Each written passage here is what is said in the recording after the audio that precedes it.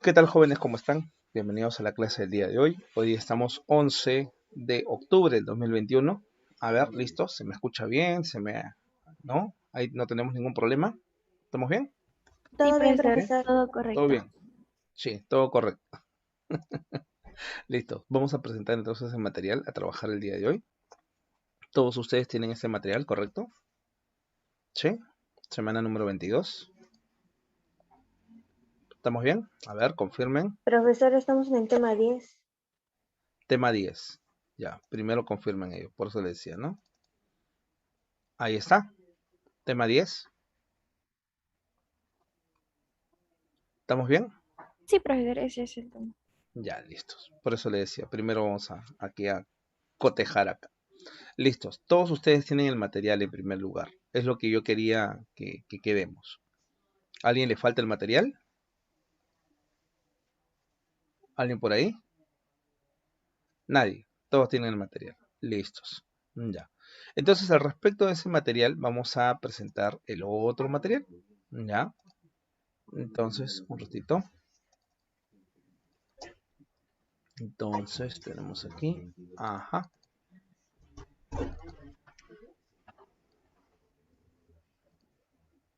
Ahí está. Listo. ¿Se ve? ¿Se nota? ¿Sí? ¿Se nota? ¿Me escuchan? Sí, profesor. Sí, Sí, profesor. Se nota. profesor, sí se nota. Ya, listos. Ya. Entonces vamos a desarrollar este material, ¿ok? Este es el material teórico, no se preocupen, ya no se preocupen por el material. El anterior tema, sí les envié el material, ¿no? ¿Correcto? Sí, profesor. Ahí no ha habido problemas. Listos. Ya, entonces, bueno, el día de hoy nos toca desarrollar entonces el tema 10, que es el tema de imperialismo colonial y la Primera Guerra Mundial. Acá está el tema de Primera Guerra Mundial. Ya, no se preocupen en esa parte. A ver, vamos entonces a tratar de entender en sí a qué le llamamos el imperialismo colonial. El imperialismo colonial como tal, Melissa, cuidado con tu audio. Melissa, tu audio. Melissa Ayala, tu audio, tu audio. Ahí, mutealo, mutealo, no te preocupes. Ya. Entonces, el día de hoy vamos a ver el tema del imperialismo colonial. Cuando hablamos de imperialismo, Melissa, Melissa, tu audio, se está filtrando el desayuno.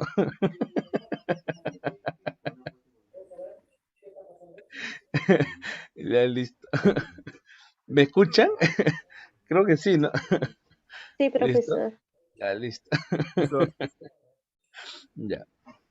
Entonces, a ver, cuando hablamos del imperialismo colonial, ya, nos estamos refiriendo entonces fundamentalmente, ya, fundamentalmente a entender cómo se va a desenvolver prácticamente el siglo XX en adelante. Eh, Eso es en torno a entender el imperialismo bajo un concepto sistémico, ¿ya? Sí, tú algunas veces debes haber escuchado pues la frase clásica, ¿no? Estamos viviendo las épocas del imperialismo, ¿no? ¿No? Más allá si es que ves a un país más al norte, ¿no? Que habla de imperialismo por todos lados, ¿no? Profe, ese país que le ganó que ganó 2-1 ayer, ajá, exacto, ese país, ¿no? Ajá. Profe, y nosotros, bueno, mejor no hablemos de fútbol, mejor ahí nomás, ahí no, concentrémonos en la clase, te va a agarrar la depre, ya. Entonces, a veces no, se lanza pues el término imperialismo, imperialismo, y a veces no se sabe exactamente a qué le vamos a denominar imperialismo, ¿no? Segundo, cuando nosotros hablamos del imperialismo colonial, va en otra índole, o sea, se parece en términos, pero no es lo mismo. ¿Y por qué no es lo mismo? Porque cuando nosotros hablamos de imperialismo colonial, nos estamos refiriendo particularmente a una manera, ¿no? A un modo, a una modalidad de cómo las grandes potencias, como las grandes potencias industriales del siglo XIX, finalmente se lanzaron a tomar la mayor cantidad de colonias en el mundo. ¿Ya? Entonces, cuando hablamos de imperialismo colonial, estamos hablando de eso, ¿no? De este proceso de cómo finalmente las grandes potencias lograron tomar la mayor cantidad de colonias. Y podemos decir que no es un fenómeno nuevo tampoco. Es un fenómeno que ha estado presente mucho antes, que lo hemos tenido a lo largo del siglo, a lo largo pues del siglo XIX, ¿no? ¿Ya? Pero también lo hemos tenido a lo largo del siglo XVI, del siglo XVII. Por eso es que cuando hablamos del imperialismo colonial del siglo XIX, hablamos de la llamada neocolonización. ¿Por qué la neocolonización? Porque nuevamente se está llevando a cabo el proceso de la colonización por parte de las grandes potencias, ¿ya? Pero este proceso, ¿ya? Este proceso de la llamada neocolonización tiene otras particularidades con respecto a lo que había ocurrido en el siglo XVI. En el siglo XVI, el imperialismo colonial había tenido un carácter fundamentalmente mercantilista. En el siglo XVI, las potencias más importantes eran fundamentalmente España y Portugal. Para el siglo XIX, la potencia más importante será Inglaterra.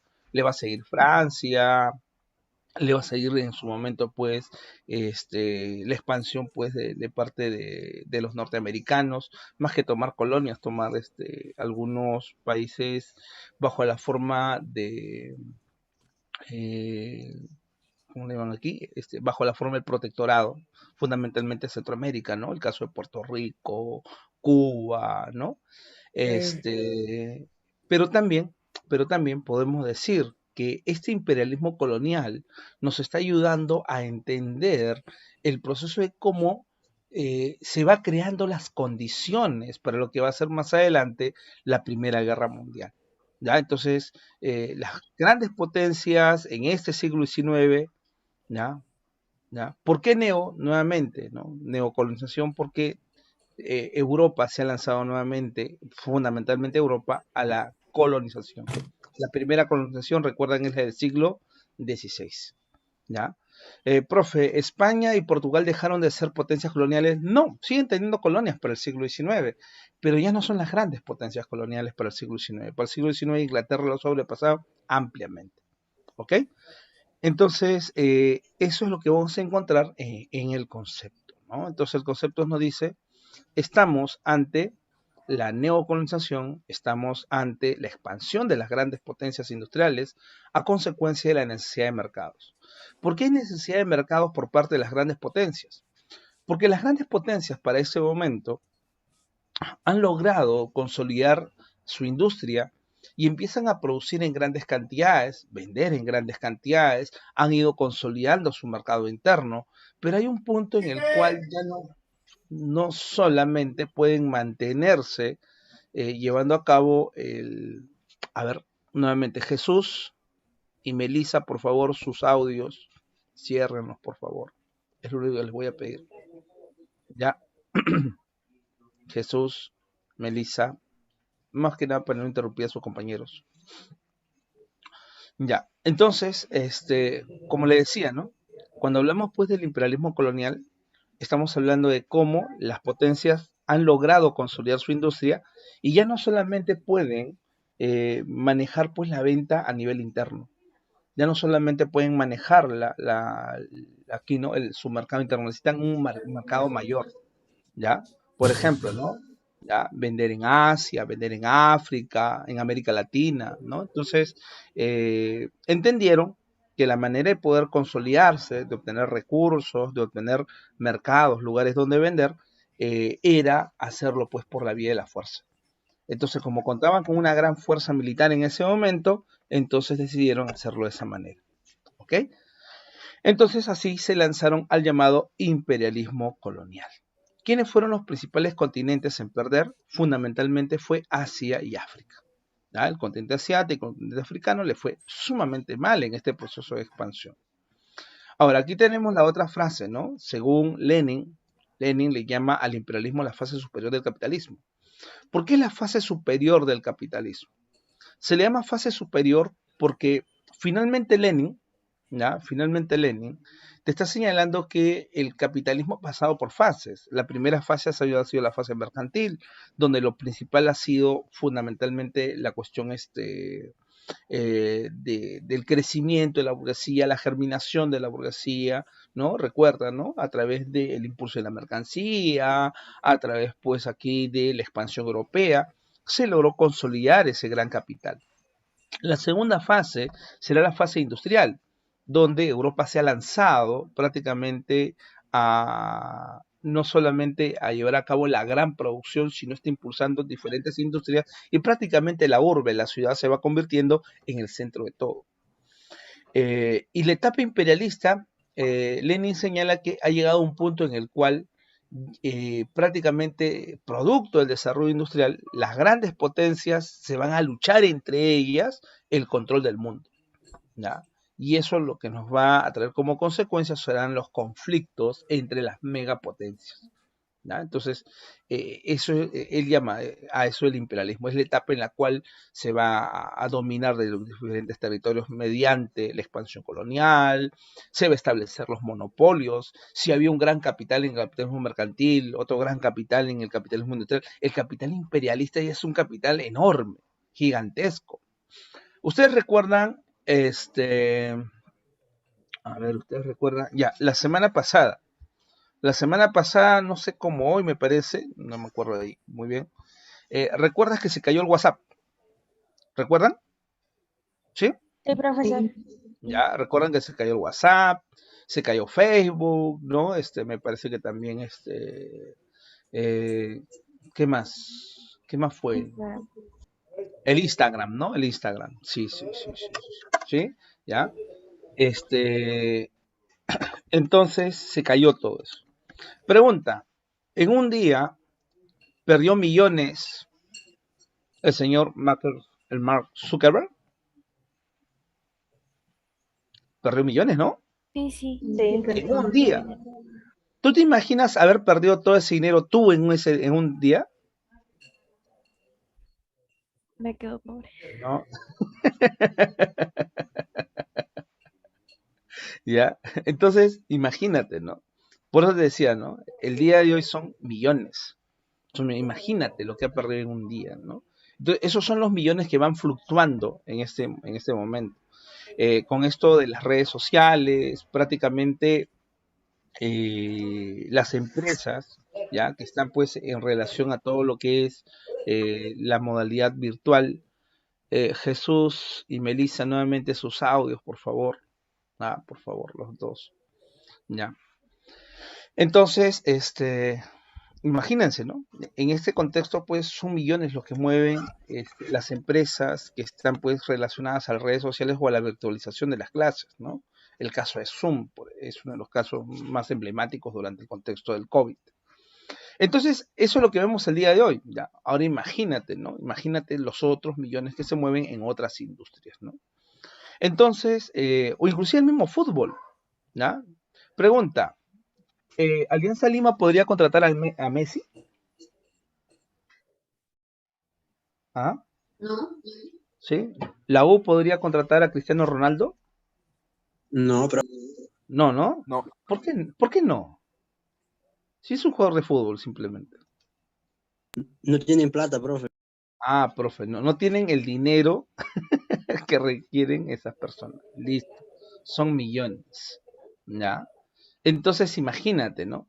Imagínate cuánto mueven ya el fútbol europeo, cuánto mueven millones, cuánto mueve la liga italiana, cuánto mueve la liga inglesa, ya la liga francesa últimamente, ¿no? Prácticamente la liga española se ha caído un poco con estos cambios, pues, de Cristiano Ronaldo, de Messi, ¿no? O sea, es un impacto, ¿ya? Entonces, eso es lo que nosotros llamamos el mercado mundial, ¿ya? En ese mercado mundial, entonces, fluyen millones. Fluyen millones, ¿no? Entonces, mientras por aquí la gente está pidiendo bono, por allá fluyen millones, ¿ok? ¿Está bien? Entonces, eso es lo que es el mercado y lo que de alguna manera conlleva también pues a la pugna entre diferentes empresariados. ¿Cuáles son las causas del imperialismo colonial? En primer lugar, Melissa, tu audio, por favor. A ver, ¿puedo hacer algo aquí? Creo que sí.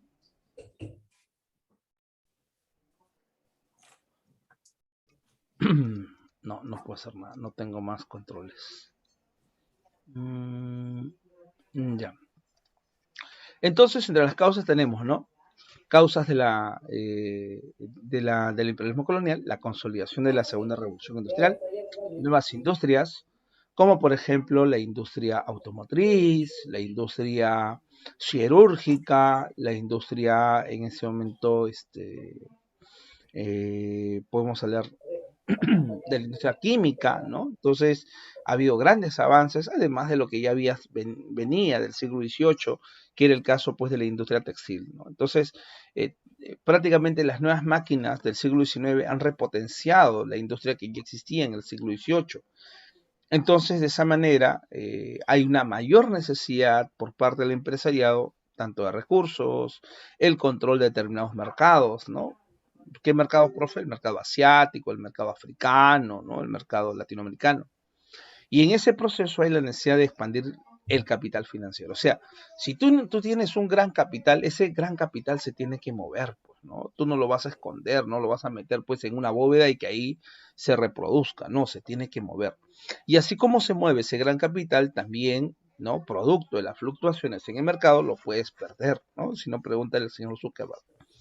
¿Ya? Entonces hay la necesidad, pero hay necesidad de expandir ese capital financiero.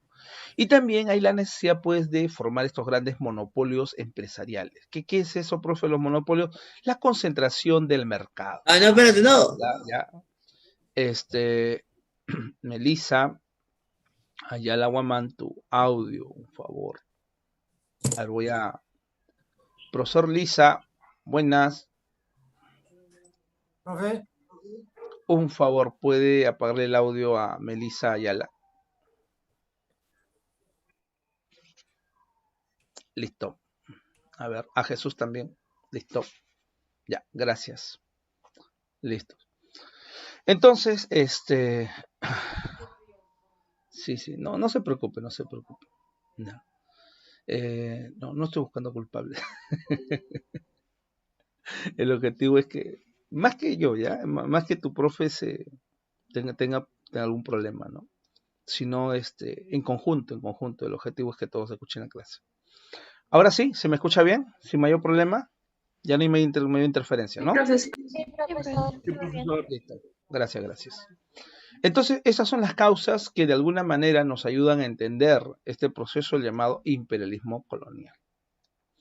Ahora, ¿cuáles son las características del imperialismo colonial? Características. En primer lugar, una de las características del imperialismo colonial es que hay diferentes maneras de llevar a cabo la expansión. Si bien es cierto, lo que vamos a trabajar aquí fundamentalmente es el caso de las colonias, ¿ya? Que es una colonia, es un territorio que ha sido tomado totalmente, ¿no? ¿Ya? El control es político, económico, ¿no? La dependencia es total hacia la metrópoli. En su momento, recuerda que el Perú fue una colonia. Perú colonia, claro, fue colonia de España. ¿Ya? Profe, pero no, ya no somos colonia de España, no somos colonia de España.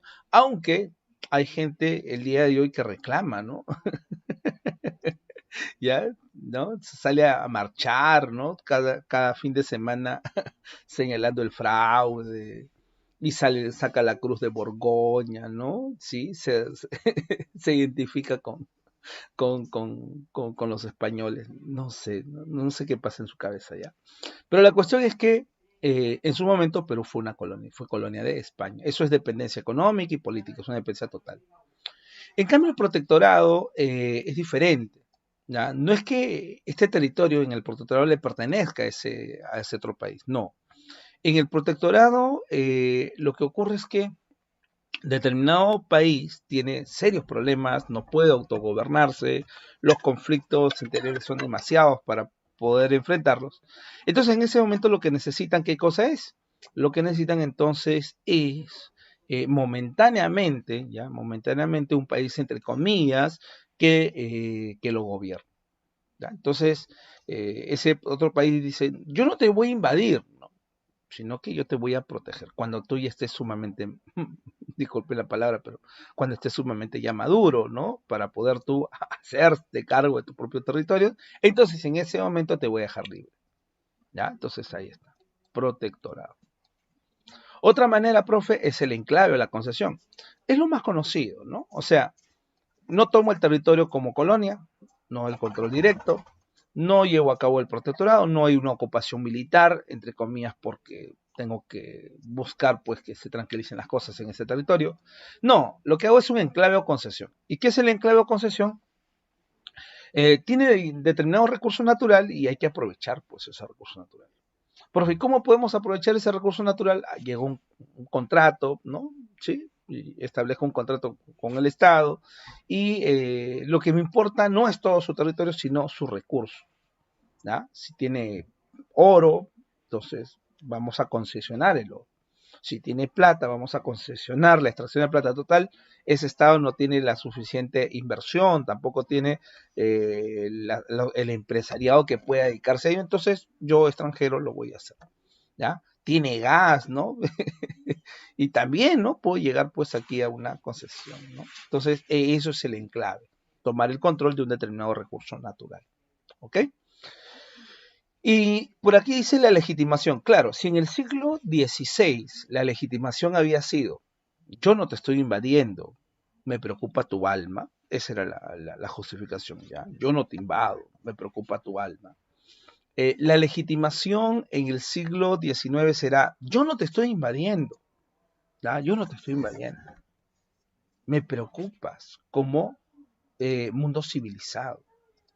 Yo no te estoy invadiendo, te estoy civilizando.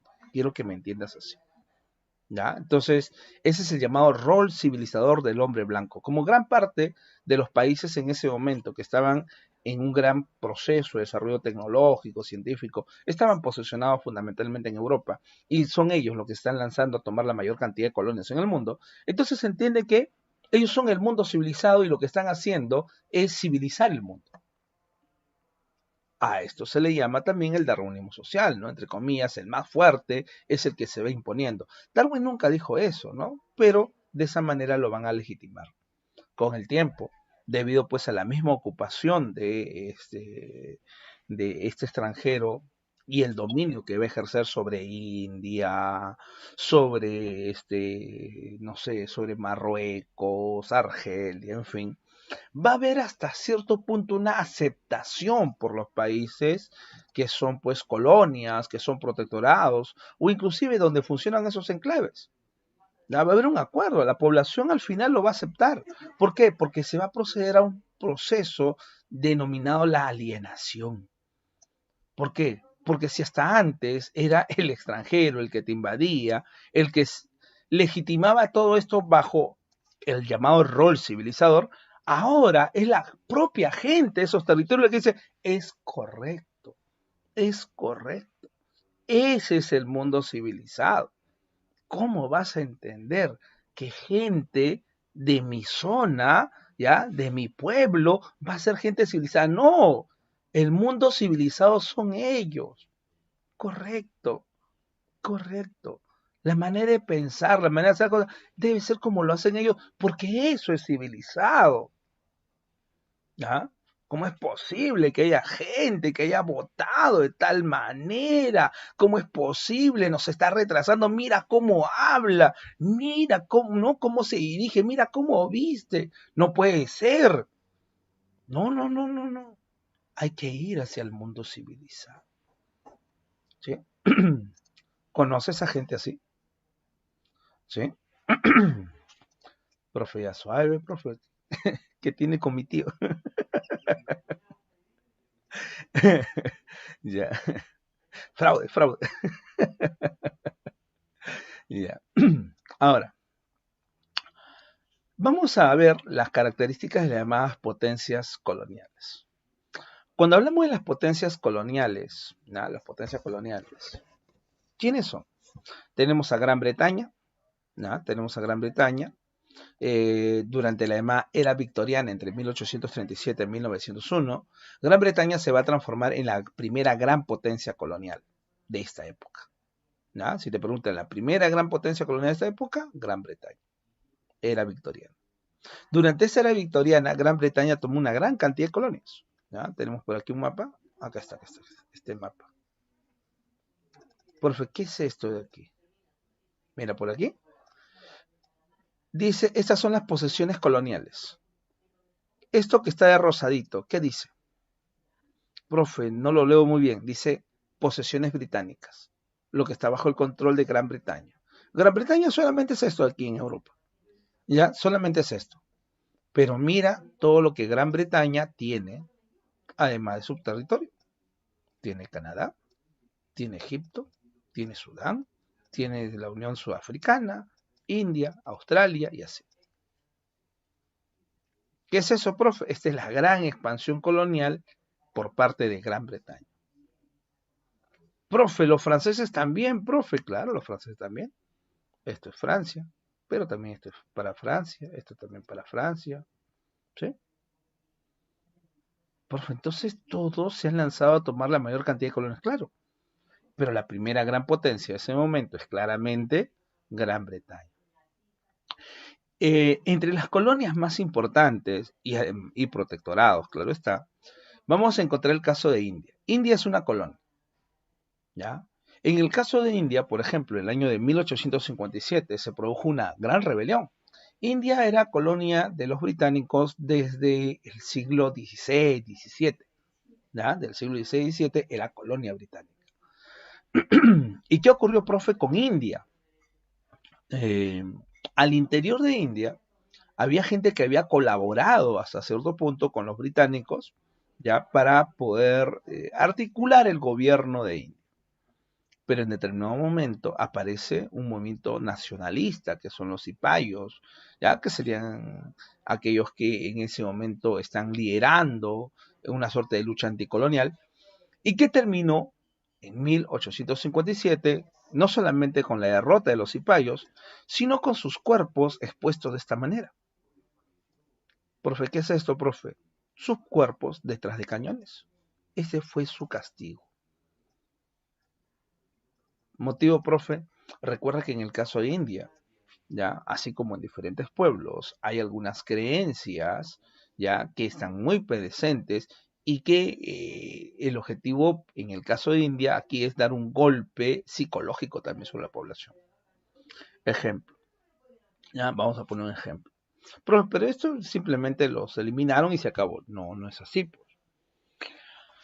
Pregunta, ¿cuántas personas, ya, disculpe si de repente existe aquí alguien, ya, pero ¿cuántas personas se pusieron sumamente mal cuando empezó el COVID, ya, cuando empezó el COVID, ¿no? Marzo del año pasado, y fallecía un familiar cercano?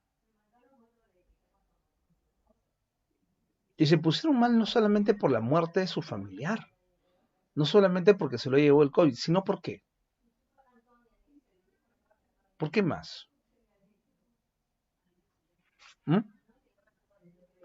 Vamos, ¿por qué se pusieron mal? Porque ni siquiera se pudieron despedir de él. Porque de la morgue era trasladado inmediatamente a un crematorio y del crematorio te lo enviaban en en una vasija, ¿no? Las cenizas. ¿Está bien? Eso fue crisis para muchos. O sea, no solamente la muerte, sino el no poder despedirte. ¿Ya? Y así fue en los inicios. El día de hoy hay velorios, ¿no? Y todo ello, ¿no? Pero imagina. Entonces, en el caso de ellos también, ¿no? Hay diferentes creencias, entre ellas, pues, ¿no? La cuestión del karma, en fin. Pero siempre y cuando el cuerpo permanezca unido, ¿sí? Lo entierras y se acabó. Pero aquí no lo enterraron, aquí lo despedazaron detrás de un cañón. Esa fue la manera de actuar de los británicos frente a la rebelión de los cipayos. ¿Ah? Esa fue la rebelión de los cipayos del año de 1857. Hasta ahí, ¿se me entiende? ¿Estamos bien? Sí, profesor. ¿Sí? Listo. Profesor, Ya. Luego tenemos el caso de China. En el caso de China, China no va a ser una colonia de Gran Bretaña. En el caso de China, China tenía vínculos comerciales con Gran Bretaña. Hacia el siglo XIX había empezado a aperturarse comercialmente con Gran Bretaña, pero China tenía pues este beneficio hasta antes de la relación con los europeos, que China se había cerrado al mundo, que tenía un gran mercado interno, ¿no? Un gran territorio, una gran población, ¿no? Pero cuando aperturaron sus relaciones comerciales con los británicos, el objetivo era que, bueno, los eh, europeos obtenían ciertos recursos como la porcelana, este, como por ejemplo la seda, ¿no? Desde la zona de China, y a cambio de eso los británicos iban dejando monedas de plátano, que era por lo que compraban. Pero con el tiempo los británicos entendieron que podían hacer un mayor negocio. ¿Y cómo hicieron ese mayor negocio? Introdujeron en China, ya van a introducir en China el opio. ¿Qué es el opio, profe? El opio es un alucinógeno, ¿ya? Alucinógeno, ¿no? Vamos a poner por aquí. Oh. ¿Alguna vez has escuchado la frase fuma como chino en quiebra? ¿Sí? Profe, ¿por qué? ¿Por qué señala eso de fuma como chino en quiebra? China la va a pasar mal. Ya, China la va a pasar mal. La introducción del opio, vamos a poner por aquí. Ya, esto de aquí, esto es el opio. Ya, esto de aquí. Profe, entonces, este opio, ¿para qué era utilizado entonces como un estupefaciente, ¿no? Había lugares especiales dentro de China que eran fumaderos de opio. O sea, la gente iba a ese lugar exclusivamente a fumar su opio. ¿Ya? Así, ¿no? De terrible. Entonces, eso trajo como consecuencia la ruina comercial para los chinos.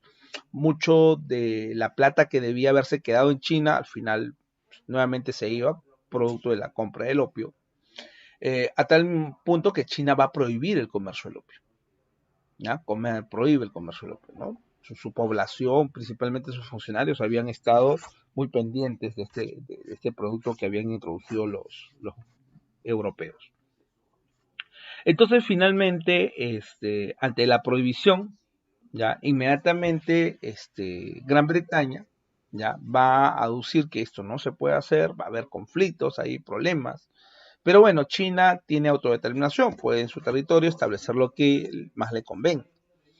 Pero no había mayor problema, porque a pesar de la prohibición se seguía comerciando. Se seguía comercializando, claro, normal, no había problema. ¿Por qué, profe? Le dejaban su cariño a los principales funcionarios en China para de esa manera poder seguir con el comercio del opio. Inclusive les convenía, porque de alguna manera el precio del opio había subido mucho más. Era un negociazo. ¿Ya? Profe, que usted me está diciendo que a pesar de que lo prohíben, entonces la gente sigue comprando, inclusive le aumenta su precio y todo ello. Claro. Por ejemplo, en el Perú, ¿qué está prohibido? A ver, está prohibido los estupefacientes, sí, está prohibido, ¿no? Sí, la cocaína, por ejemplo, está prohibido. Y en el Perú nadie negocia con cocaína, ¿sí? Como está prohibido, nadie lo hace. Profe, no, ¿cómo hablar así? Profe, está grabado, yo no sé. Va a terminar mal. No, pero yo digo, ¿no? En el Perú yo imagino que no. Está prohibido, entonces está prohibido y nadie, ¿sí? Profe, no, usted no sabe mi bar. Ya. Entonces, aquí también, ¿ya? Entonces habían funcionarios de los más altos cargos que estaban ahí metidos en el comercio del opio. Y China tuvo que llevar a cabo una campaña mucho más agresiva para poder llevar a cabo la prohibición del opio. Consecuencia, profe, los británicos estuvieron totalmente en desacuerdo, porque ya no sabían ahora cómo hacer, ¿ya? Aquellos que comerciaban seda y porcelana no había problema, pero el problema era para los de opio. En esa situación va a llegar un militar británico.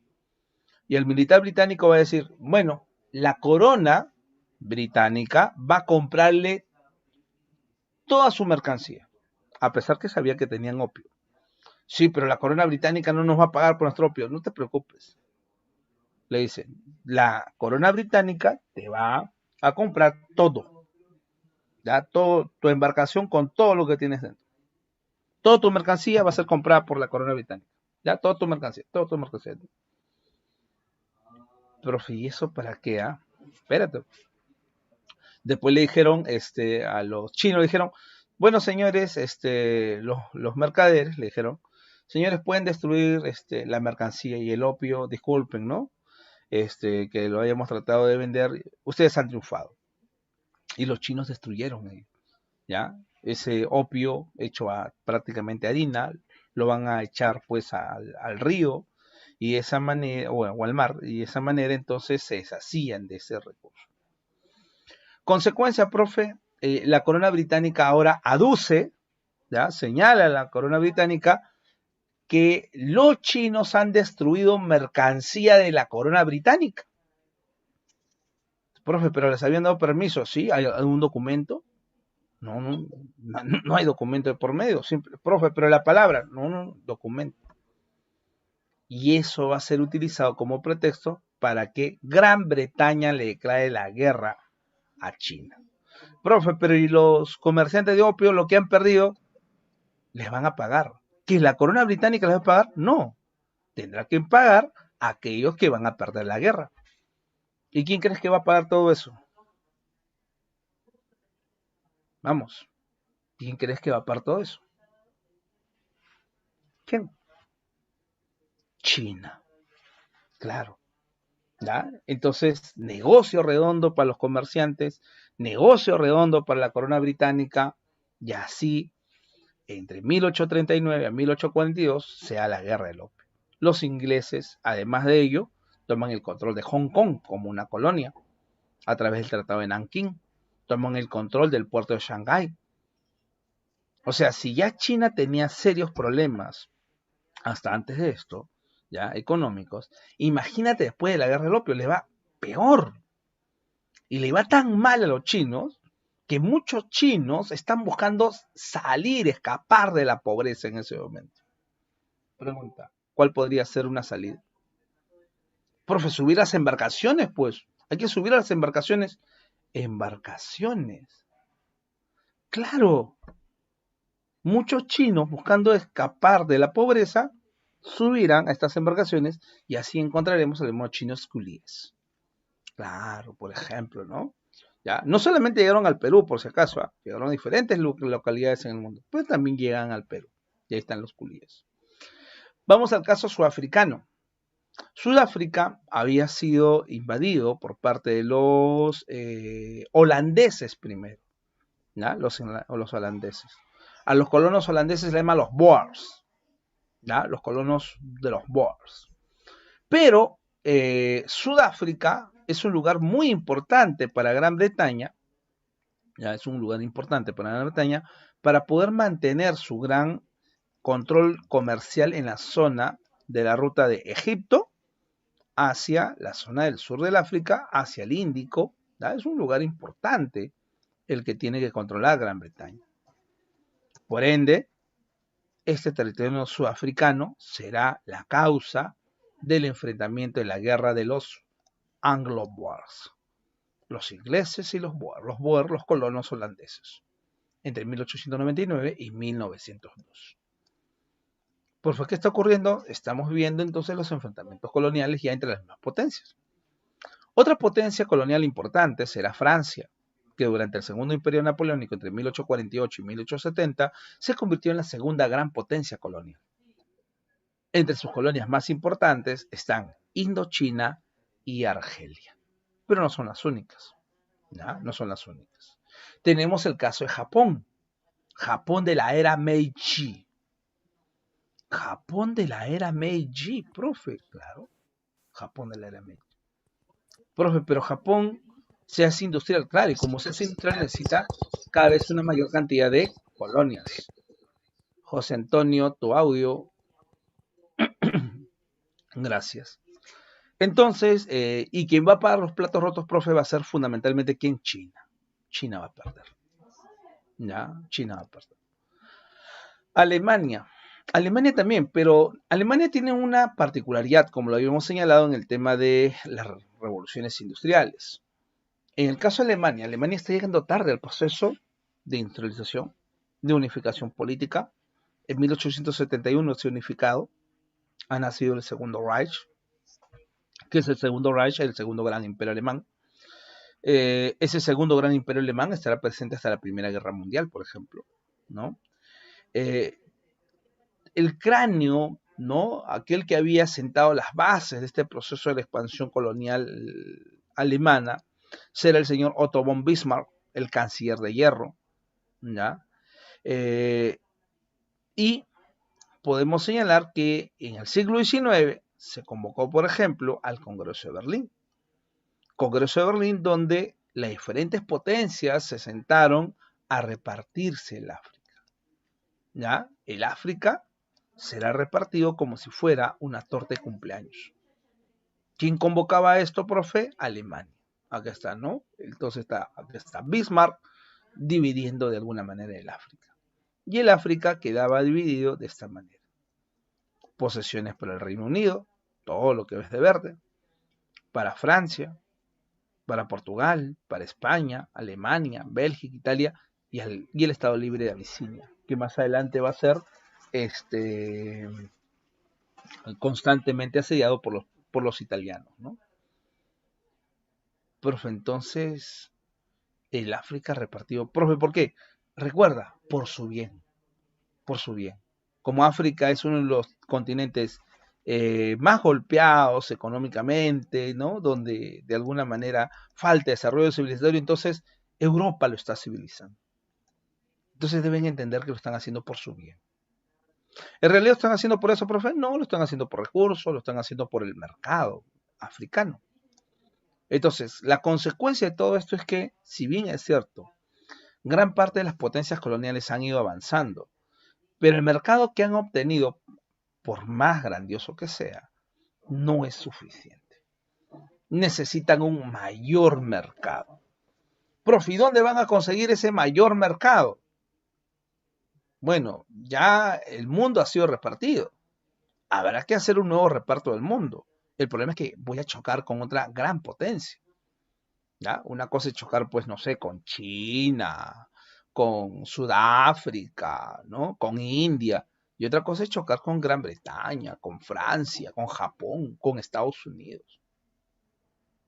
Entonces, Alemania entiende que la única manera de poder ganar esos mercados, por ejemplo, a Gran Bretaña, es a través de la guerra. La guerra es la solución a sus problemas. Por ende, se tiene que armar hasta los dientes a este proceso de armamentista entre 1871, unificación alemana, y 1914, inicio de la Primera Guerra Mundial, se le llama la paz armada. ¿Qué es la paz armada? Es la gran carrera armamentista. Entendían que era la guerra la única manera de llevar a cabo el nuevo reparto del mercado mundial. Pregunta entonces, en base a ello, ¿la Primera Guerra Mundial es una casualidad? ¿Es una casualidad? No, ¿no? No, para nada. Profe, la Primera Guerra Mundial era una necesidad de las grandes potencias, fundamentalmente de aquellos que no obtuvieron un gran reparto del mundo, como en el caso de Alemania. Entonces, así entendemos que la expansión colonial, la expansión económica, producto de la Segunda Revolución Industrial, todo en conjunto, me está llevando a esto, a la Primera Guerra Mundial entre 1914 y 1919. Otros les pueden poner hasta 1918, no hay problema. El 18 se termina con la rendición alemana. 1919 con la firma del Tratado de Versalles. ¿Okay? Entonces, la Primera Guerra Mundial. La Primera Guerra Mundial hay que entenderla como aquel conflicto que prácticamente va a dar inicio al siglo XX. ¿Ya? O sea, ¿cuál es el gran acontecimiento que da inicio prácticamente al siglo XX? La Primera Guerra Mundial. Conocida también bajo el nombre de la Gran Guerra. ¿Por qué se le llama la Gran Guerra, profe? Porque hasta ese momento no se había dado una guerra de tal envergadura. Ya no se vio una guerra en la cual participen las grandes potencias prácticamente al mismo tiempo. Esa será la llamada Primera Guerra Mundial o la Gran Guerra. La Primera Guerra Mundial es la primera gran guerra imperialista, ¿ya? Bajo las características que habíamos señalado del llamado imperialismo como fase, ¿no? En la cual el objetivo, lo que está en juego son mercados, recursos, ¿no? El reparto del mundo. Impulsada por las potencias coloniales, ¿ya? Y sus respectivos empresarios. O sea, ¿quién está detrás de la guerra? Detrás de la guerra encontramos fundamentalmente al empresariado. O sea, no es el campesinado el que está impulsando la guerra. O sea, es una guerra que tiene intereses fundamentalmente comerciales, ¿no? Empresariales. Pero claro, cuando tú vayas a la guerra, no le vas a decir, pues, oye, ¿sabes qué? Todo es por una cuestión de negocios. No, tienes que alimentarlo de otras cosas. ¿De qué cosas, profe? Nacionalismo. Hay que darle un sustento mucho más sentimental. Lo estás haciendo por tu patria, lo estás haciendo por tu nación, ¿sí? Así como tú que dejaste todo para ver el partido de Perú-Bolivia ayer, algo así, ¿ya? Ya, profe, no me haga recordar, profe, ya, suave, profe, ¿ya? Entonces, ya, sí, tú que estabas renegando los 10 últimos minutos del partido, exacto.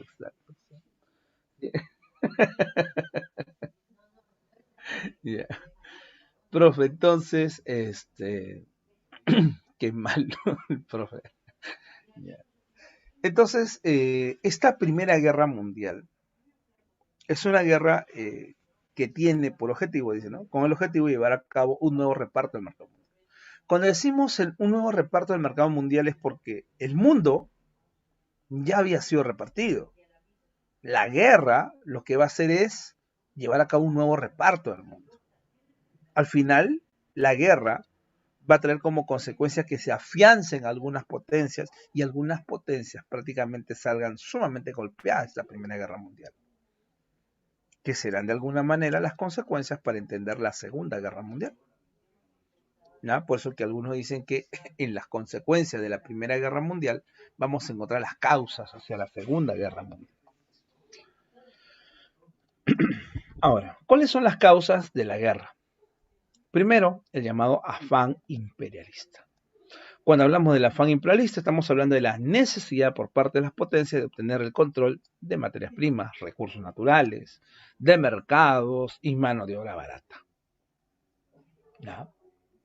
Pregunta, que el día de hoy todavía China o Rusia estén dándole cierto apoyo a los venezolanos, ¿no? al régimen venezolano. ¿Por qué será? Porque ellos también creen, profe, en el comunismo, en el socialismo, ¿sí? ¿Por eso es? ¿Será por eso? No, profe, porque hay recursos que se pueden explotar. Ajá. Simple. ¿Ya? O sea, a eso hay que entenderlo. ¿Ya? No, profe, mentira. Usted no sabe, el mundo es rojo, profe. No tiene nada que ver.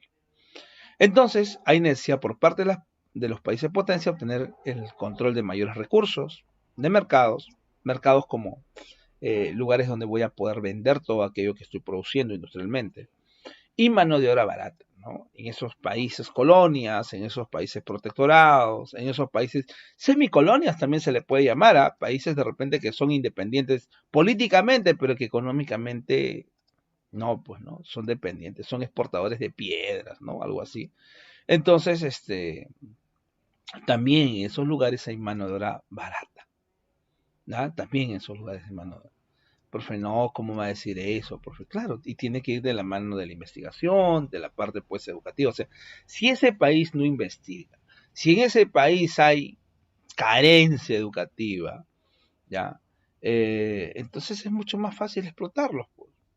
No se van a dar cuenta, cada 5 años van a ir a un proceso electoral, cada 3 años, y van a entender que, bueno, habrá que votar y normal, ¿no? Continuar con la vida, ¿no? Total, roba, pero hace obra, ¿no?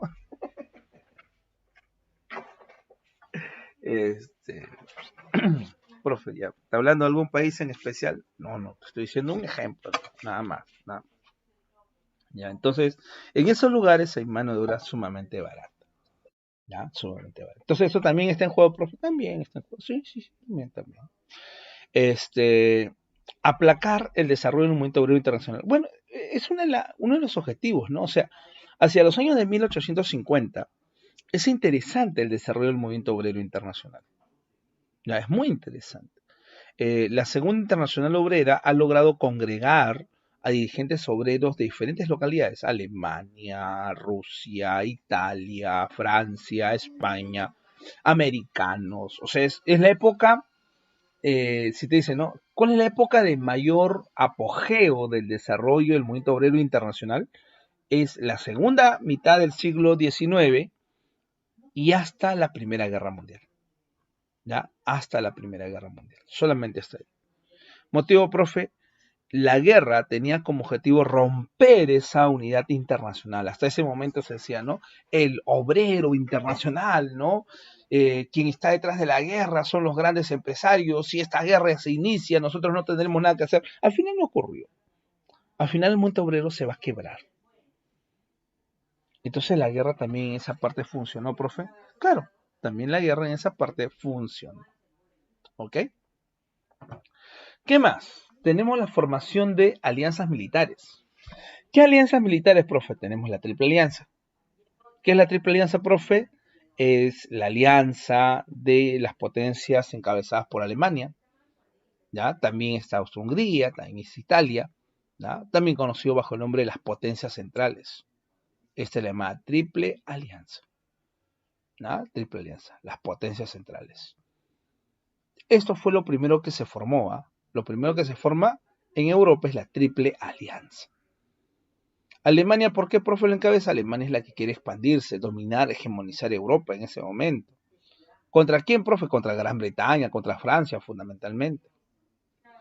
Entonces, buscando defender sus intereses, Gran Bretaña va a conformar la llamada Triple Entente. Cuando ingresen a la guerra se le van a llamar los aliados. Cuando la Triple Alianza ingrese a la guerra se le llamarán las potencias centrales. ¿Quiénes serán, profe? Gran Bretaña, Francia y Rusia. Eso lo vemos en este mapa. ¿Dónde estás? Acá está. En este mapa vemos entonces la formación, ¿no? De los llamados países de las potencias centrales: Alemania, Austria-Hungría. Italia, profe, lo que pasa es que aquí está otro colorcito porque Italia en 1915 se va a pasar al otro bando. ¿Ya? Inicialmente estaba en todo este bloque. Profe, y la Triple Entente: Rusia, Gran Bretaña y Francia. Profe, ¿habrán algunos países neutrales? Sí, ¿no? ¿Ya? Sí. Pero la Gran Guerra también va a hacer que otros países como el Imperio Turco Otomano, como Japón, Estados Unidos también se sumen a la guerra. ¿Ok? Entonces, eso lo encontramos en esta Triple Alianza. La Triple Alianza y la Triple Entente. ¿Ya? Son las alianzas militares. Profe, y en el caso de la difusión del nacionalismo, claro, como te dije, ¿no? ¿El nacionalismo para qué servía? Para poder de alguna manera convocar a tu población, para decirle a tu campesinado, a tu obrero, decirle, lo estás haciendo por tu patria. ¿Ya? No lo estás haciendo por unos milloncitos, no, lo estás haciendo por tu patria. Aquí levanta la bandera de la patria alemana, ¿no? El pangermanismo. Serve, decía, levantar la bandera del mundo eslavo, el pan-eslavismo. Rusia también, Italia también. Los italianos decían, nosotros somos los herederos de Roma, del Imperio Romano. Los franceses decían, nosotros somos los herederos del Imperio Carolingio. Los germanos decían, nosotros nunca fuimos sometidos por parte de los romanos. ¿No? Somos la gran raza, la raza aria. Y así, ya cada uno de ellos convocaba el nacionalismo, que era la manera de poder entonces de alguna manera convocar a la gente. Sí, la gente se siente bien. Hay cosas que no necesariamente son económicas, que son aquí sentimientos y que se desbordan, pues, ¿no? ¿Sí? El día de ayer, ¿cuántas personas estaban con su camiseta previo al partido? ¿Sí? Ya, profe, déjelo, ya fue, ya. Entonces, eso, ¿no? Ahora, antecedentes. En cuanto a los antecedentes, no, ya, uno de los grandes antecedentes es la paz armada. Entre el año de 1871 y 1914, la paz armada es esa gran carrera armamentista en la cual estuvieron no solamente Alemania, todas las potencias están armando, ¿ya?, a lo máximo. Profe, ¿pero por qué? Porque prácticamente se entendía que la guerra estaba a la vuelta de la esquina. ¿Ya? Entonces cada uno buscaba tener la mayor cantidad de armamento posible que le asegurara ganar la guerra. ¿Ya? Hay un documental de la Primera Guerra Mundial, los primeros 5 minutos, en las cuales nos señala las características de la Primera Guerra Mundial. ¿Ya? Cómo el mundo estaba antes de esa Primera Guerra Mundial. Cómo se entendía y cómo la gente la va a pasar mal. Tiene varias partes, ¿ya? Pero no todo no lo voy a poner. ¿Ya? Vamos a establecer una partecita simplemente, ¿ya? 5 minutos, ¿te parece? ¿Está bien? A ver, Sí, primero Profesor. 5 minutos, así, rápido, violento. ¿Se ve en primer lugar? Sí. ¿Se nota? Sí, ¿Sí? Profesor. De todas maneras, un ratito, voy a enviarles el link, de todas maneras, estoy olvidando. Ahí está. El link para todos. Ahí está. Y si hay algún problema, me señalan, ¿ya? Empezamos. 5 minutos, rápido.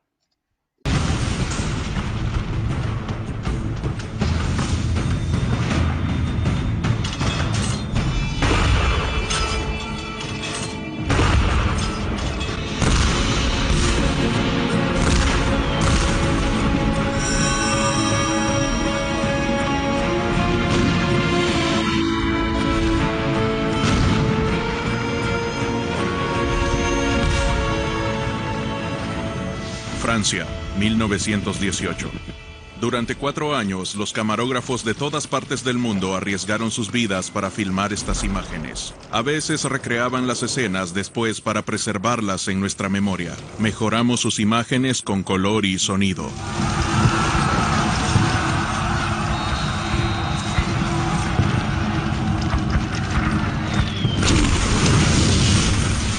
...11 de noviembre de 1918, 11 de la mañana. Repentinamente hay silencio. Se firmó el armisticio. Las cornetas y las campanas de las iglesias anuncian el cese al fuego.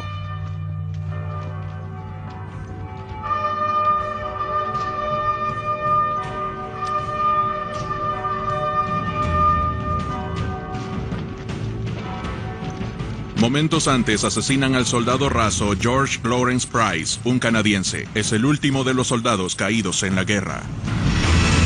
Apocalipsis. La Primera Guerra Mundial. Desde 1914 hasta 1918, casi 80 millones de personas se vieron sumergidas en la guerra.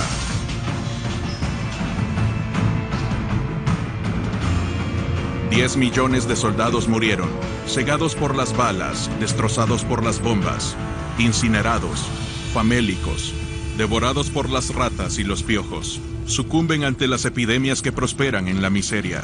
20 millones más resultaron heridos. ¿Qué locura se apoderó de los austriacos, los serbios, los rusos, los alemanes, los franceses con sus colonias, los británicos con su imperio, los italianos, los japoneses, los turcos y los estadounidenses? Los supervivientes pueden considerarse afortunados.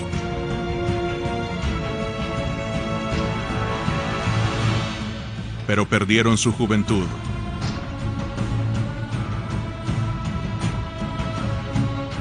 O su rostro, o su cordura.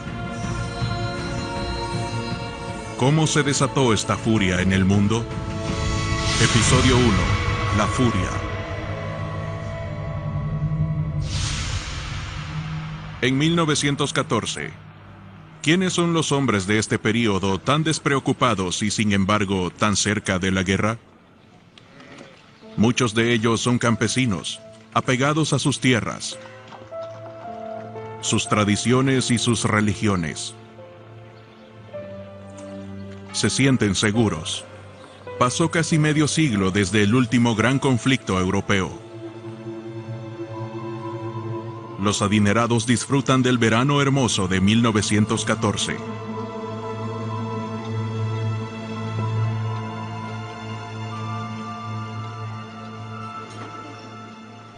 Viena, 1914.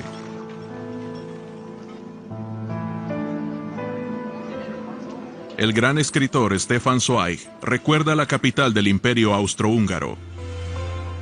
Los teatros, bibliotecas y museos nuevos surgían por todos lados. Había progreso por doquier. ¿Qué podría interrumpir este ascenso veloz, refrenar el impulso, que constantemente ganaba fuerzas con su propio vuelo? Reina un espíritu despreocupado y maravilloso en todo el mundo. Europa jamás fue más fuerte, más rica, más hermosa, ni tuvo mayor confianza en un futuro aún mejor.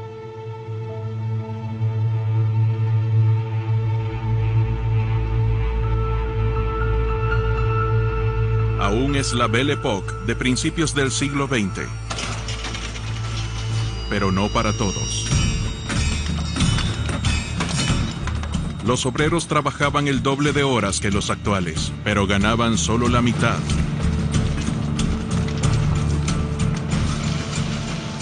Las mujeres ganaban apenas la mitad de estos sueldos de esclavos. En teoría, los niños menores de 12 años no trabajaban en las minas.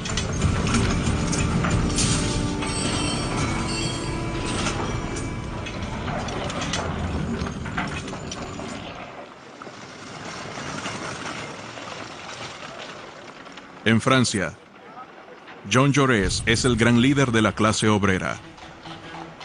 Está preocupado. Sabe que entre la élite de Europa muchos capitanes de la industria hablan abiertamente de una guerra para terminar con el movimiento de las demandas obreras.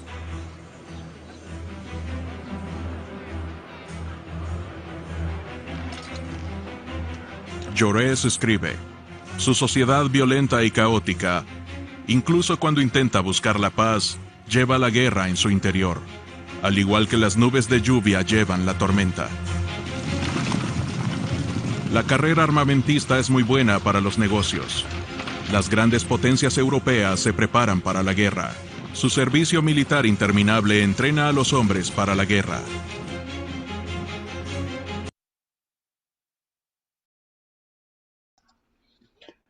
Hay entonces una pequeña pincelada del documental. Si quieres lo puedes ver por completo en tu casa.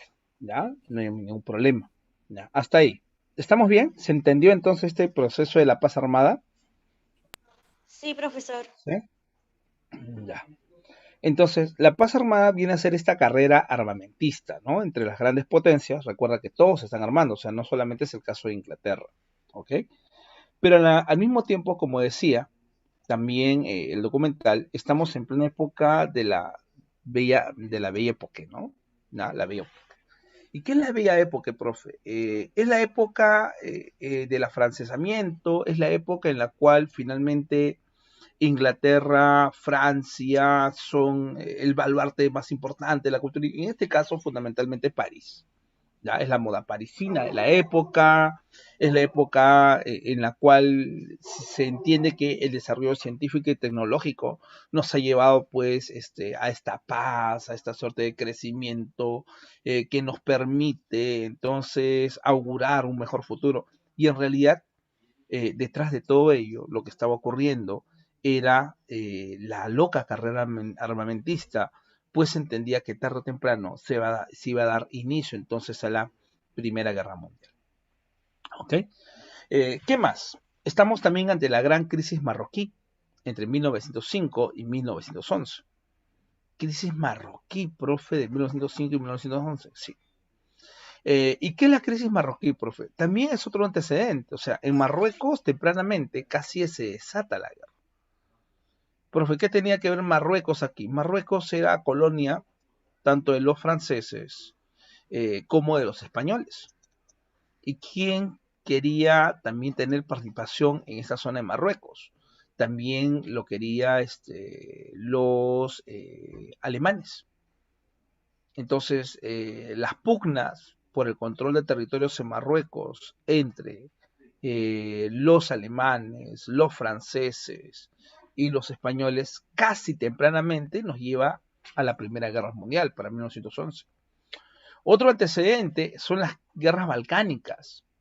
Entre 1912 y 1913, en la zona de los Balcanes, se habían dado estas guerras que habían traído como consecuencia, en un inicio, la liberación de estos territorios frente al llamado Imperio Turco Otomano.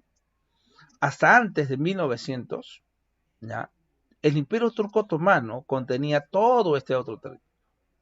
¿Ya? Todo ese territorio era del Imperio Turco Otomano.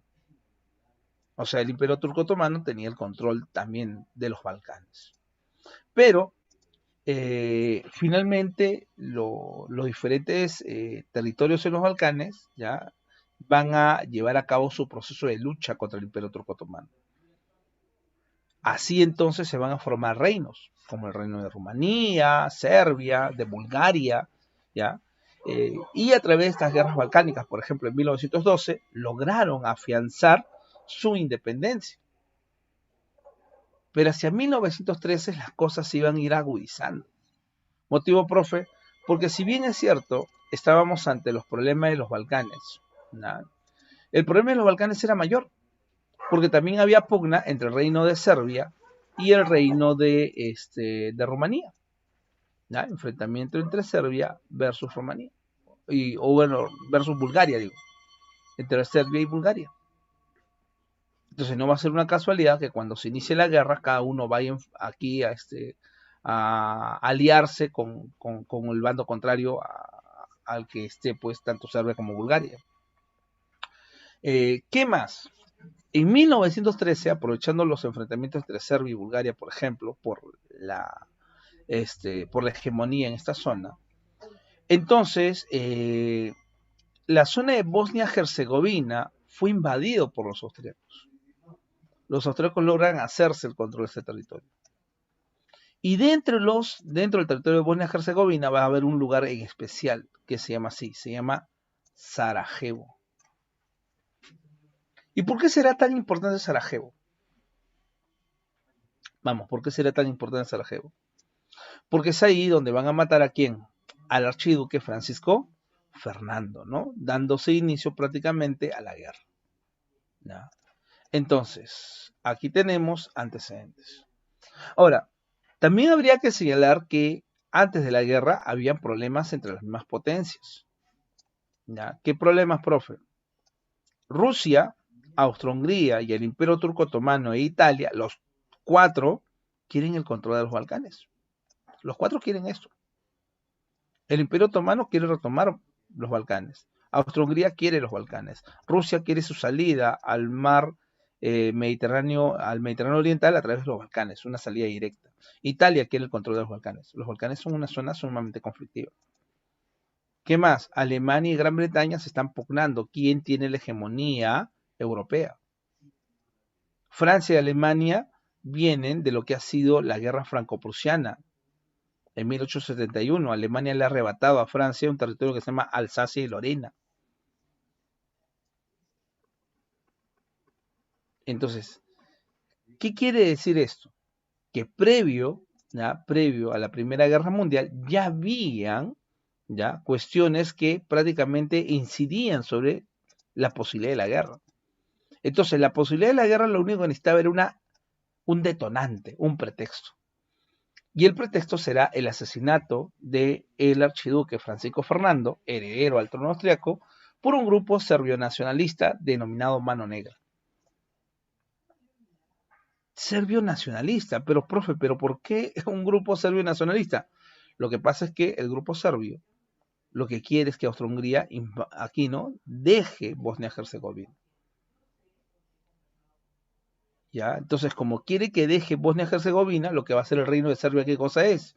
El Reino de Serbia lo que le está señalando a Austria-Hungría es que abandone este territorio. Si no abandonar este territorio, entonces Serbia, ya, no hacer nada entre comillas, pero hay grupos que se han ido formando nacionalistas serbios que están cometiendo atentados en Bosnia-Herzegovina.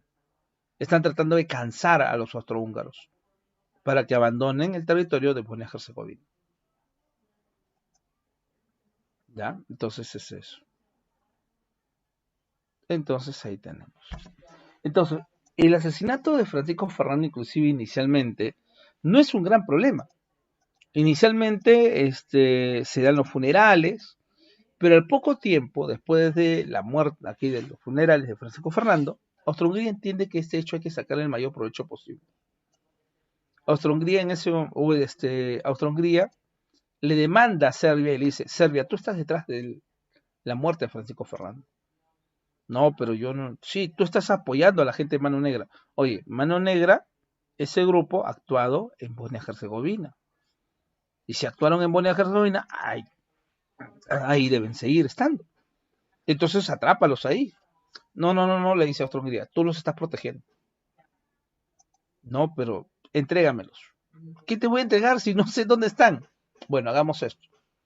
Yo, Austria-Hungría, ingreso con mi ejército a Serbia, busco al grupo Mano Negra. Si no lo encuentro, me regreso. No creas que te quiero invadir. Pregúntale, ¿crees?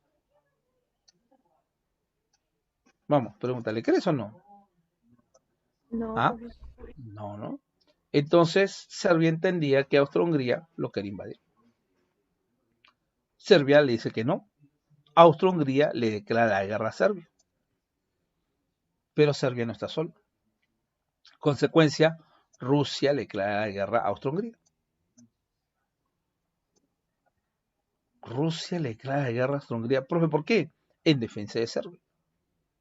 Le dice, no, así que tú eres abusivo, así que te metes con Serbia. Serbia era su aliado de Rusia. Pero Austria-Hungría tampoco se queda solo. Va donde Alemania. Y Alemania le declara la guerra a Rusia. Y le declara la guerra también ¿a quién? También le declara la guerra a Francia. Motivo, ¿por qué le declara la guerra a Francia? Alemania entiende que la única manera, ¿ya? Alemania entiende que la única manera de poder expandirse es llevando a cabo una guerra rápida. Su plan de ataque se llama el plan Schlieffen, una guerra de relámpago. Atacar, fulminar a Rusia, fulminar a Francia, y la guerra debe durar aproximadamente 6 meses, un año máximo, no durar más.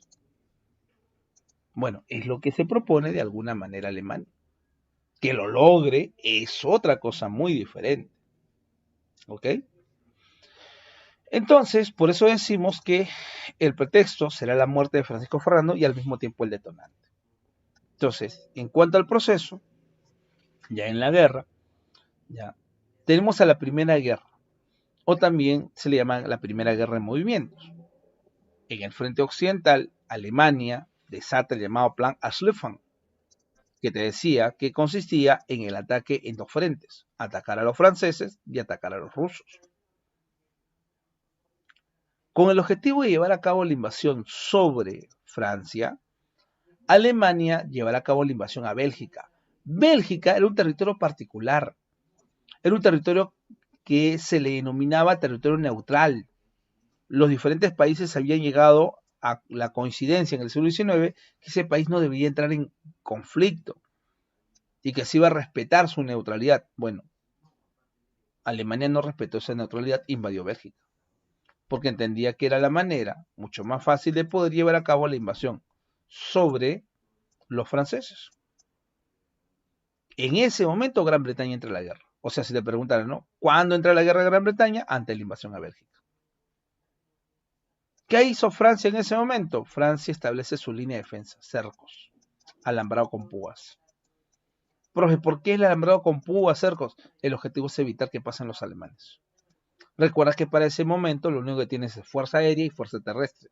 En cuanto a aviones y su participación, todavía no son lo máximo, ¿ya? Van a haber algunos aviones en la Primera Guerra Mundial, de hecho, pues sí. Pero no van a ser el principal instrumento de la guerra, ¿ya? Por ende, las trincheras van a ser muy importantes para los franceses y defenderse de la ofensiva alemana. Italia tempranamente es convencida por parte de los franceses y los británicos de pasarse al otro bando. Y en 1915 Italia se pasa al Entente. De esa manera entonces Italia, de ahora en adelante, forma parte de la llamada Entente Cordiale. ¿Ok? La Entente. La guerra de trincheras. Francia se va a defender a como de lugar. ¿Ya? Va a buscar los medios. Sabe que el otro, ya prácticamente, si es que no tuviera estas trincheras, se va a lanzar y va a terminar con él. Y la cuestión es defenderse. Aquí no es derrotar a los alemanes de manera ofensiva, no, es defensiva. Es como si hicieras un gol y los de últimos 10 minutos te cierras, ¿no? No dejas pues aquí que no sé, te tardas, ¿no? La gente se tira al suelo, no sé, medio minuto por cada saque lateral, algo así, ¿no? Desaparecen los recojo de bolas. ¿Ya?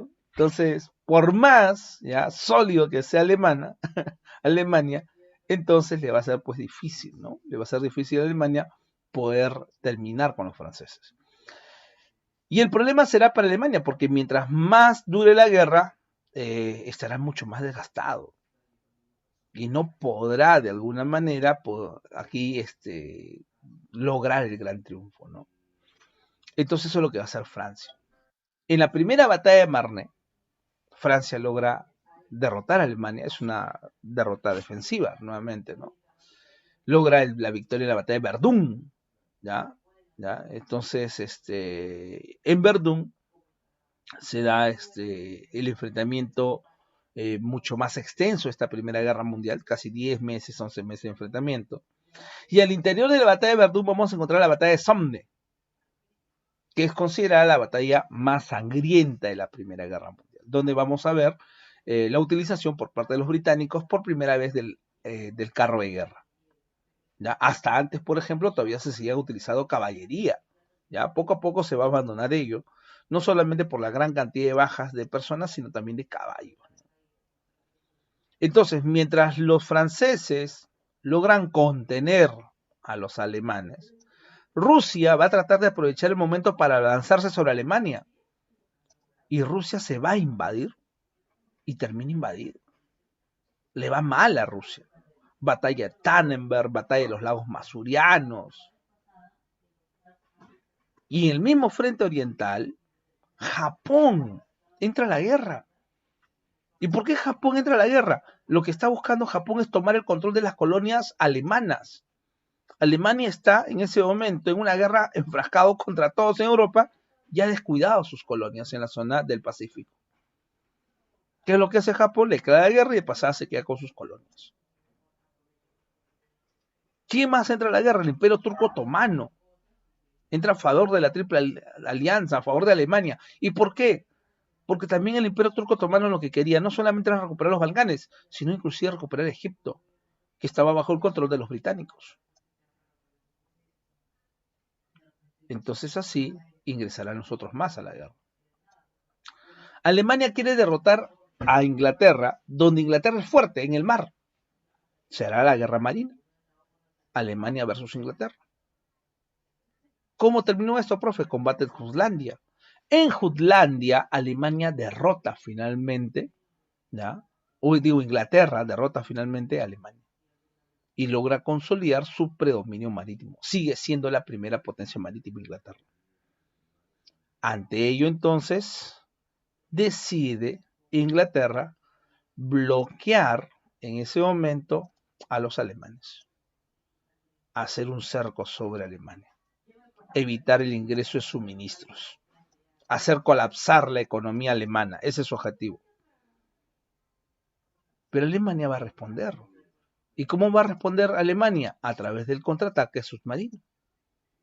Ahora el bloqueado ya no será Alemania. ahora será Gran Bretaña. Profe, ¿tiene tantos submarinos los alemanes? No es que tengan muchos submarinos, pero los pocos submarinos que tengan van a estar rodeando Gran Bretaña, y cualquier barco que salga o ingrese, que tenga en cuenta que podrá salir, pero que algunos de ellos podrán ser bajados en cualquier momento. Ahora, ese hecho que están llevando a cabo los alemanes, esta estrategia del bloqueo submarino de Inglaterra, golpea a Estados Unidos. ¿Y por qué golpea a Estados Unidos? Porque era el gran vendedor de armas. Golpea a Estados Unidos porque era el gran vendedor de cereales. Estados Unidos necesita ingresar a ese conflicto. Tiene millones de inversión en Francia e Inglaterra que no se puede perder, ¿ya? En medio de todo esto. A eso agrégale que los británicos le acaban de entregar a los norteamericanos el llamado telegrama Zimmermann. ¿Y qué es el telegrama Zimmermann, profe? Las negociaciones entre los alemanes y los mexicanos. El objetivo, que la guerra también llegue a América. Y eso perjudicaría los intereses de Estados Unidos. Mientras la guerra esté lo más lejos posible para Estados Unidos, mucho mejor. En 1918, ¿ya? En 1918, mientras esté ingresando Estados Unidos a la guerra, para el 17 digo, para 1918, Rusia se está retirando de la guerra. ¿Se retira de la guerra Rusia? Sí. Revolución bolchevique. Los bolcheviques han tomado el poder aquí, ¿no?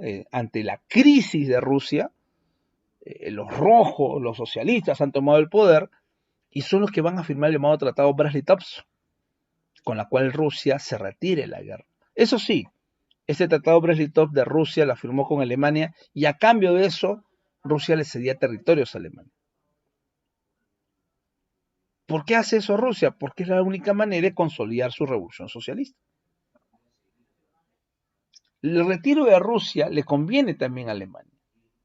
Porque al retirarse Rusia, entonces ahora Alemania puede enviar a todo su arsenal hacia el frente occidental. Pero recuerda que ahora ha ingresado Estados Unidos. Las cosas no le van a ir bien. Vamos a tener la segunda batalla de Marne. ¿Y cómo le fue, profe? Alemania es derrotado en esta campaña final. En 1918, el Kaiser Guillermo II, el emperador alemán, renuncia, abdica. Se forma la República de Weimar. Y la República de Weimar es la que se va a rendir. Es la que va a firmar el llamado armisticio de Copiapó. Alemania se rinde incondicionalmente a lo que digan o dispongan los franceses o ingleses. El presidente norteamericano, Woodrow Wilson, plantea ante el Parlamento norteamericano los 14 puntos de Wilson. Y entre sus planteamientos, uno de los más importantes señala que debe de crearse una institución de la paz mundial, que se va a llamar la Liga de Naciones o Sociedad de Naciones. En 1919 se firmará el Tratado de Versalles, con la cual Alemania es culpada de toda la guerra. Alemania ya no puede tener ejército, no puede tener industria militar, Alemania pierde todas sus colonias, Alemania pierde territorios fronterizos, Alemania tiene que indemnizar a todos los países que han sido pues golpeados producto de la expansión alemana. Consecuencias. Surgen dos nuevas potencias mundiales, Estados Unidos y Japón. Destrucción de gran parte del aparato productivo, fábricas, tierras de cultivo en Europa. Europa más que nada le va mal. Terminada la Primera Guerra Mundial, a quien sí le va a ir muy bien va a ser Estados Unidos. Estados Unidos va a pasar por los fabulosos años 20. Mientras tanto, en el caso de Europa en crisis, ¿ya? Hay toda una reestructuración del mapa europeo. Desaparece el imperio turco, alemán, austrohúngaro, ruso. Aparecen nuevos países como Yugoslavia, Polonia, Checoslovaquia, entre otros. Surge la Sociedad de Naciones. Esta Sociedad de Naciones es la institución que tiene que resguardar la paz mundial, creada en el Tratado de Versalles de 1919. Surge el primer país socialista en la historia, que es Rusia. Pero también, producto de la crisis europea post Primera Guerra Mundial, surgen los movimientos fascistas. Italia, de Mussolini, y Alemania de Hitler. Todo esto nos va a preparar para lo que va a ser la Segunda Guerra Mundial. ¿Qué pasó ahí, profe? ¿Qué pasó después de la Primera Guerra Mundial? Esos añadidos los veremos en otra clase. ¿Ok? Con eso podemos dictar claves. Vamos a las claves rápidamente. Pregunta número 1 dice: a fines del siglo XIX, las potencias europeas consolidaron un proceso de expansión global, guiado por intereses tanto políticos como económicos, por lo que el control colonial no significaba la grandeza de la metrópoli, sino también el control monopólico de las colonias. La defensa de estos dominios territoriales por parte de los países imperialistas los empujó ¿a qué los empujó? A formar alianzas e iniciar la carrera armamentista, la paz armada. Dedo. Pregunta 2. La expansión del Imperio Turco en los Balcanes chocó con la oposición de Serbia y Rusia, países que también apuntaban al control hegemónico de dicha región, por lo cual promovieron. Bueno, ¿qué promovieron ellos? Una ideología paneslavista, ¿no? ¿Qué es esa ideología paneslavista, profe? Podría ser la unidad del mundo eslavo, pero también podían promover la primera guerra de los Balcanes. Pero dice, ¿no? Serbia y Rusia se oponen al Imperio Turco Otomano. Bueno, si es contra el Imperio Turco Otomano, fundamentalmente la primera guerra de los Balcanes. Porque con esa se libera gran parte de los Balcanes del dominio del Imperio Turco. Pregunta número 3. Durante la Primera Guerra Mundial, el control de las rutas marítimas fue muy importante para el aprovisionamiento y el control de materias primas. En ese sentido, las potencias aliadas se propusieron. ¿Qué se propusieron las potencias aliadas? ¿No? En la Primera Guerra Mundial, el control de rutas marítimas fue muy importante. Se pronunciaron del control de materias primas. En ese sentido, las potencias aliadas. Las potencias aliadas son Gran Bretaña, Francia, Rusia. Bueno, Francia al final. No sé. Se propusieron bloquear el abastecimiento, por ejemplo, a Alemania, ¿no? Claro, caso.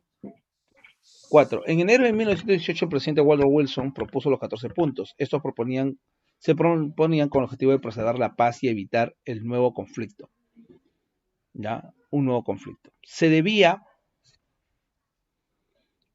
de firmar una paz multilateral. ¿Qué quiere decir multilateral? Todos los países debían intervenir en la firma de la paz, asegurar la paz mundial. 5. El Tratado de Versalles puso fin a la Primera Guerra Mundial. Fue firmado en 1919 y fue impuesto a Alemania con el objetivo de debilitarla, evitar la recuperación económica, política y militar, por lo que estableció la pérdida de sus zonas y reducción de su ejército, casi anularlo, ¿no? Beso. Pregunta 6. Ante el avance del movimiento popular en Alemania a finales de la Primera Guerra Mundial, la gran burguesía impulsó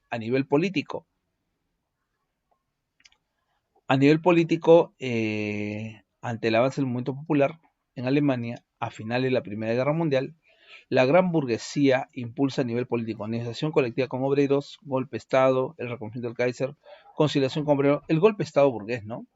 O sea, al final, adiós al Kaiser, el Kaiser alemán, y de ahora en adelante aparece la llamada República de Weimar.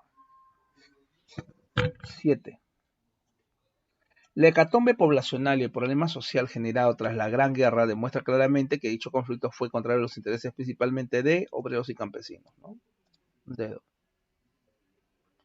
8. El inicio de la Primera Guerra Mundial fue desencadenado por Alemania y Austria-Hungría, potencias emergentes que buscaban un nuevo reparto, ¿no?, del mundo colonial. 9. Una de las características económicas de los países imperialistas durante el siglo XIX fue el dominio de mercados, ¿no? Pero en Europa solamente no. Formación de monopolios empresariales podría ser. Acumulación original de capitales no. Reemplazo de colonias por enclaves no. Entonces, formación de monopolios. Monopolizar, ¿no?, un mercado. Concentrar. Durante la segunda mitad del siglo XIX, dentro de los países imperialistas se organizaron sindicatos de obreros contra la explotación social burguesa. Posteriormente, los líderes obreros de varios países europeos pretendieron dar a la lucha obrera una mayor influencia en el continente, organizando la Internacional Obrera, pues, así se llamó, la Internacional, la Segunda Internacional.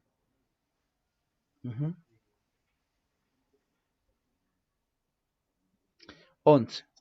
Los países imperialistas de Europa estuvieron dirigidos por gobiernos vinculados a grupos burgueses de gran poder económico. Estos gobiernos promovieron a favor de dicha burguesía la expansión colonial. Una muestra de la expansión sería el Congreso de Berlín del 84, ¿no? Donde es repartido el África. Dedo. 12. Una de las razones políticas de la Primera Guerra Mundial. Razón política.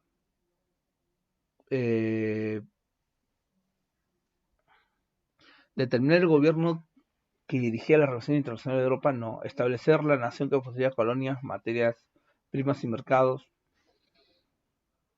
La única, ¿no? Una de las razones políticas de la Primera Guerra Mundial. En realidad debería de decir la paz armada, ¿no? Pero no está la paz armada. Entonces sería la única, ¿no? Beso, ¿no? Va de lo económico y lo político de la mano. Determinar el gobierno que dirigiría las relaciones internacionales de Europa, no tiene nada que ver. 12 besos. 13. Antes del estallido de la Primera Guerra Mundial se produjo la crisis marroquí entre Alemania y Francia, la cual se solucionó mediante acuerdos. ¿Ya? El establecimiento de un gobierno marroquí libre de dominio imperialista, acuerdos comerciales, sesiones de colonias, el reparto en Marruecos. Marruecos fue repartido finalmente. ¿Entre quiénes, profe? Entre los franceses y los españoles. Alemania no consiguió ingreso ahí. 14. Las guerras trincheras hizo necesaria la participación de colonias de los países europeos, las cuales aportaron al conflicto. ¿Qué aportaron al conflicto? ¿Qué aportarán las colonias? Materias primas y soldados. Y finalmente, pregunta número 15. La Primera Guerra Mundial llega a su fin con la derrota y rendición de Alemania en el armisticio de Copiapó, pero luego se impondría a Alemania la firma del Tratado de Versalles. De los siguientes enunciados, ¿cuál es la cláusula del Tratado de Versalles? ¿Qué se estableció para Alemania? ¿Imperio turco otomano austrohúngaro queda dividido? No. ¿Se estipula la creación de naciones? Sí, esta es. Pero dice para Alemania, ¿se decreta el nacimiento del Estado de Checoslovaquia?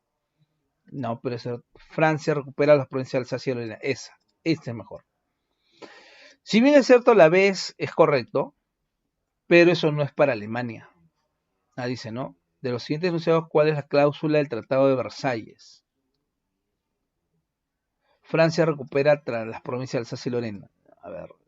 Pero luego se le pondrá la firma del Tratado de Versalles. De los siguientes enunciados, ¿cuál es la cláusula de Versalles? Francia recupera tratados. Eso es más armisticio. Ya. Reconfiguremos aquí.